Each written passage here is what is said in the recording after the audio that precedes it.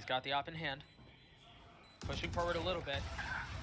And they're just picking them apart. It's over. Ripping them to shreds. The knives continue to take lives as Trent is left alone.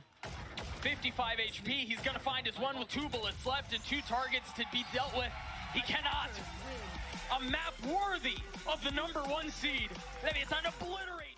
So, in spite of what I predicted in my pick'ems, Leviatán managed to beat G2 Esports in a 2-0 fashion. And today we're going to take a look at this 13-5 win that Leviatán had and how they managed to beat G2 on this map that they've actually looked pretty good on.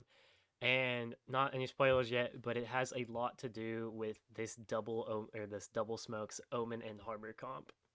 So the first round we're going to take a look at here is round number 3, and Lev actually all died on their bonus round, or on their buy round, sorry. So G2 had a really good save round against them. They managed to drop every single one of Lev's guns. However, they unfortunately did not win the game, or win the round, sorry. So Lev actually have a really interesting harbor wall here for King to walk up behind. As you can see, it's pretty interesting because it walls off both sides of mid. He instantly uses that piece of util, so it recharges back later in the round. But yeah, IC's just going to use the Your ult to clear it out. They pop the Astra, or they recall the Astra Smoke, sorry. He gets info on Omen. He comes in, clears the site, and this basically should be a round over, right? He doesn't have, like, there's nobody on the B site. It's a full retake. Lever on a full save. This should be an easy round for G2. And in the past, it actually was a very easy round for G2. But right here, they aren't decisive at all. So I'm just going to let the clip play out a little bit.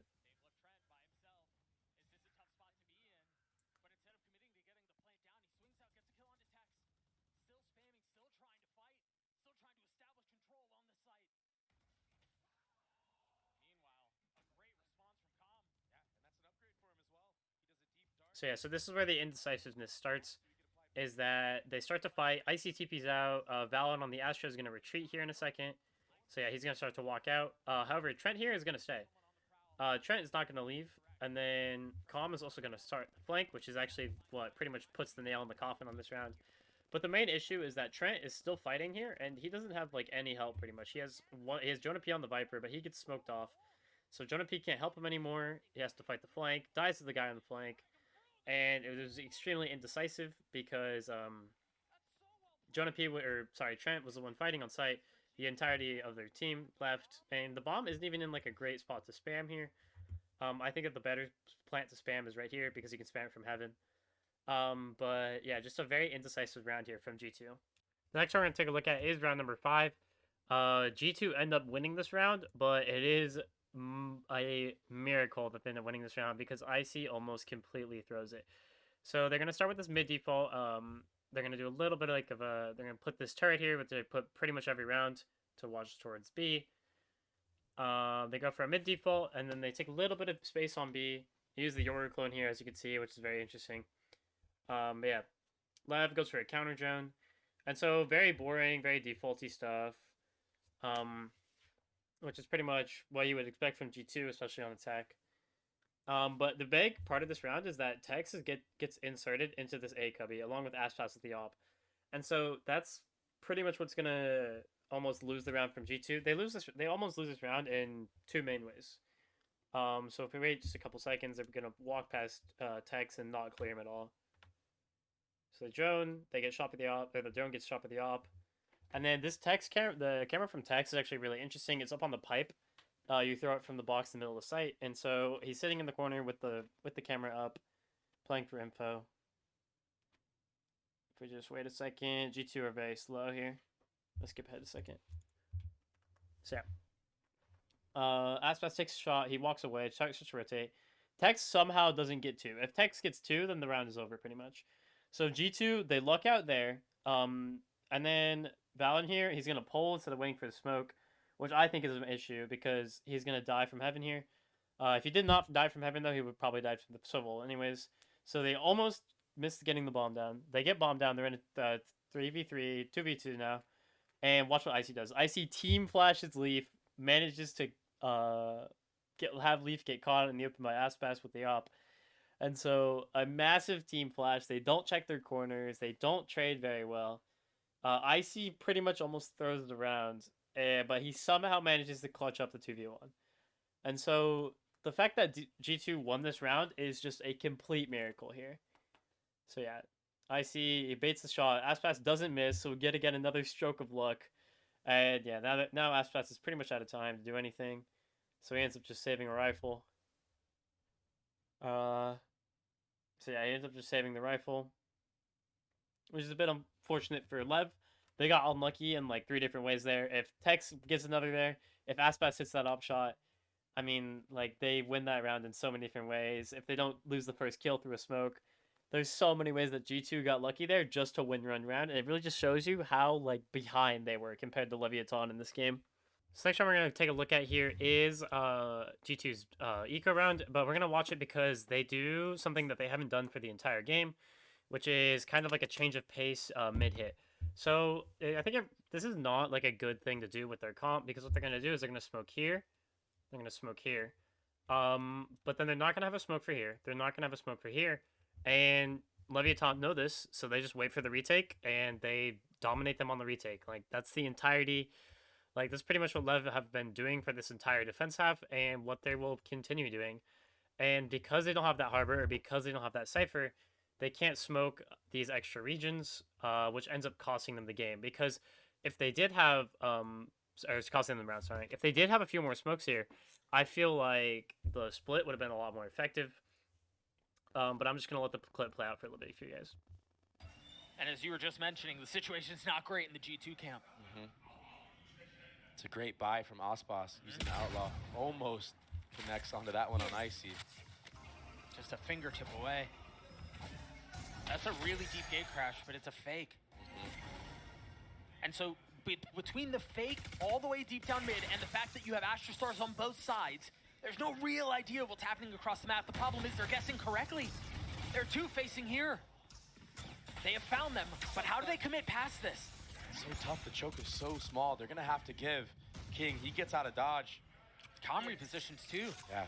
So yeah, right here, if we go back a couple seconds, this is where I was saying they need to split, like, right about now. Like, if they split here, they smoke off this Sova. I'll show you. They smoke this off. These 2 guys split out. These 2 guys burst out. They Yoru flash. They swing out main, drive, which should be fine. Like, this guy will die. They'll get a free gun. They can smoke CT as well. And they can pretty much win the round. But Valen, as you can see, that's gray. He doesn't have any smokes up. And that ends up costing them the round pretty much. Because these guys, they allow both these guys to be able to rotate out. Which you just can't do on an eco. You have to, when they make a mistake like this, where King is playing on the site against an eco by himself, you have to be able to capitalize on this. So I'm just going to let it play out a little bit longer. But yeah. So G2, they just wait for way too long. They wait for the rotates to come in. They wait for King to be able to rotate out. He even takes a fight. Like, he takes a fight. He's in such a bad spot. But they just wait for way too long. And then let Leviatán figure out what they're doing. They get the kill on the IC, and I mean, it's just round over from here on out. So yeah. So this next round, G2 go for another B site post plant. Where they continue to plant on this ledge here, on the side of the ledge. And I just think that planting here is just not a good idea. Because of the fact that you can only shoot it from this angle. And I guess technically this angle, but that doesn't really count in a retake scenario. So I think that the much better post plant spot is here. Because you can shoot it from here, you can shoot it from here. You can walk through danger and you can shoot it from here. You can loop around heaven and shoot it. You can loop around CT, or you can spam it from heaven, which is the main thing that I think that they should do. I feel like having Trent by Odin on attack is probably the best way to do this, and just have him spam the default spot. I think that they keep trying to go for this like fancy plant on the ledge, and it just does not work. Like, they've lost, I think, 3 retakes on this B side now. So I'm just gonna let the clip play out. Remember, we mentioned too at the beginning of the series, it's a supporting staff that, when they struggle, Lev does. But they're the ones that are putting up a ridiculous performance. And when they do, it's just a wash. Aspas has his off. There are 4 waiting on the other side. The smoke comes through. The P comes out. It's a leg shot. Enough to buy some time. Tex with 10 HP, continuing to fight. What a risky play from Tex. The confidence is brewing for Leviatán right now. For good reason. Getting away with murder. G2 have been successful up until this point before. They've gotten into post-plant situations, but they lose the plot at this point. They've been here. They've got So yeah, G2, they invest the Killjoy ult. I'm gonna mute it again. They invest the Killjoy ult, they plant here. They all get off site, but Lev, they just have so much stuff to counter this. Like, they have the wall, they have the cove, they throw the cove down, they push forward. Unfortunately, Vizito gets spammed, but they just have so much stuff in order to counter this that, like, you can't do this against a good team. Like, the map has, it's kind of like a gimmicky thing, like where when Lotus first came out, Paper X were running the Sage to plant on B, and it was like a super weird gimmick thing. Well, this is kind of the same thing in my opinion. Like, it's just a weird gimmick that doesn't really, it's not going to last the longer the map has been out. So this next round, G2 they fixed the only issue that they had this lap, and they actually end up bringing it to 8-4. And so the entire time that I've been reviewing this, I've just been thinking, why are we planting here? This default spot is so much better. Well, this round, G2 actually realized that, and they managed to plant in the default spot. So they go for a pretty boring mid default. I'm just going to skip past it because it's not really much interesting. They do a pretty basic flash TP recon dart. Nicely puts a TP out, which is the main thing, and they also insert Leaf as the Killjoy into door. And so after that, they go for a little bit of A pressure. Not really. They just push off the operator, and then they come back to B. I'm going to skip ahead a little bit. So yeah, they go for this B hit. And then Trent decides to... If you look at the minimap here, he almost goes... If you look at this, he almost goes for the spot they've been planting, but then he rethinks it. He gets yelled at, I'm assuming Valen yells at him. But then he goes back and he plants the default. And so they completely avoid the hard roll. And I'm just going to let the rest of the round play out. To be careful, waiting on the other side of the box, but they don't expect him. They don't know he's there. And again, King makes claim for the throne. And you know what? Calm goes unchecked, unnoticed now. The contingency plan, again. It falls apart. They've gotten the spike down, but this time Leaf might be able to equalize. Last player standing. What a filthy 3K. But again, Calm has to do it on his own. He's spotted Icy. He's going to try to flush him out. Switch to the... So yeah, an absolutely crazy round. If we just replay that real quick. Leaf's kills here are just crazy. And the one thing I do understand about this comp is that if they're going to have a Killjoy here, like, no, he has his molly still. He didn't use them. Like, just put him on Cypher. Like, I don't understand why we need the Killjoy. The Cypher, I think, would be much better. The cam on this map is really good, but, you know, it is what it is. So, yeah, he just frags out here. It's absolutely crazy. And, I mean, he was kind of frying. Not really. But this is a great round to give them some momentum back and keep them in the game. This next round we're going to look at is the pistol round for half number 2. And this really highlights a lot of the issues with G2's comp. So what G2 end up going for here in this pistol round is like a kind of 3 in mid, none on A, 2 on B setup. And Leviatán, they really abuse this. And it also shows why this Harbor is so much better than compared to this Viper. The Harbor Omen is just a lot more flexible, and you'll see that in this round. So Leviatán, they pretty much just walk on the A site for completely free.